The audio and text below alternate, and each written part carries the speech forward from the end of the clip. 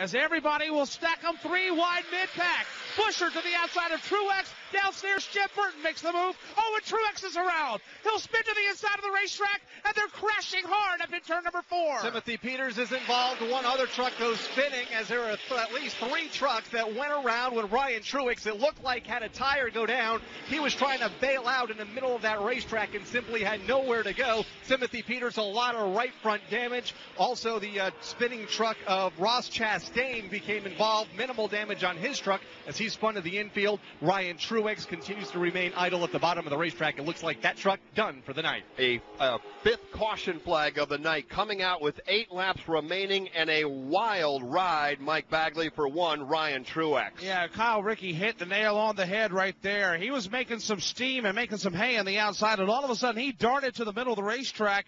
Not everybody got the memo. Once he got to the middle, that truck broke loose, and it stacked up the field. Good heads-up piece of driving from 2 or 3 other trucks, and a hard hit by Timothy Peters, who made contact with Truex. Matter of fact, Truex got up on his side just a tad, came down on all 4 wheels. A lot of damage to the Truex truck and the Peters truck and a couple of other trucks as they continue that crash up to turn 4. And Timothy Peters is now on pit road in front of Alex Hayden. All kinds of damage at the front of that truck, Joe. He's got it smashed in a good 2 feet. I'm sure the radiator's been punctured on that as the hood's been caved back towards the front windshield, the front bumpers dragging. A lot of suspension parts at both ends of the front of that race truck dragging on the ground as he made his way down the pit lane. Let's go to the entrance to Steve Post. Far less severe damage on Ross Chastain's National Watermelon Association Ford. Brought it in, Chad Kendrick, the crew chief. They changed 4 tires because they figured they might have some damage on the tires. And I looked at the right front, kind of pulled the fender up off from the tires, the Goodyear Racing Wranglers,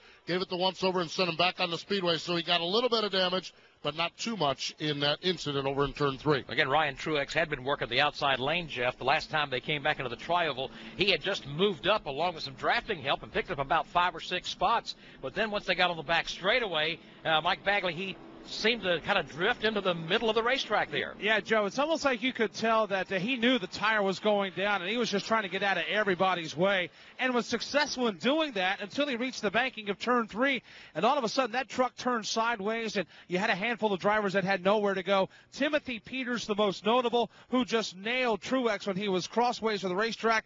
Matter of fact, the right side of the truck got up in the air just a tad. Looked like it was about to go over. It did not. Came down to all 4 wheels, came down on all 4 wheels, I should say, collected a couple of others. That crash could have been a whole lot worse than what it actually was. John West Townley also involved in that, so officially 4 trucks involved in our 5th caution flag of the night. 93 laps complete at the moment.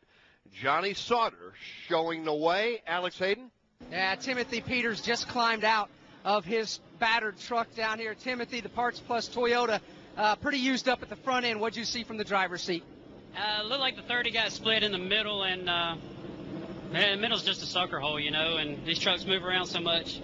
Just came around and got hit from behind. I really don't know what it was. Tried to get slowed down quick enough, but just didn't. But thank all the guys on this Parts Plus Toyota Tundra and the Red Horse team, Joe Gibbs Engines, Butch Hilton, the whole crew. You know, it's just disappointing. We had a good streak going here at Daytona, so all good things must come to an end. Your thoughts on the racing that we've seen here in the first 93 laps of this event? Best race in Speed Week as far as I'm concerned. Timothy Peters able to salvage a smile, climbs out of his battered truck down here on the pit lane, and will put his hands on his hips and walk away in disgust. Boy, it'd be hard to argue with Timothy Peters at this point. 1 to go when the field crosses the start-finish line. There are 6 laps remaining.